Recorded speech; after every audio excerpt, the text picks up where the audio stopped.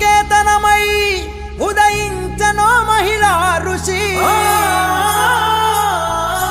ఎల్లలు ఎరుగక నిరంతరం గుర్తుంటదో నీ కృషి తూర్పు కేతనమై ఉదయించనో మహిళా ఋషి ఎల్లలు ఎరుగక నిరంతరం గుర్తుంటదో నీ కృషి నమ్మిన జనమెంట ఉండగా నిర్దేశిత మార్గదర్శి ఎదుటోళ్ళ ఆకలి తీర్చి తోడుండే అందరి మనిషి నమ్మిన జనమెంట ఉండగా నిర్దేశిత మార్గదర్శి ఎదుటోళ్ళ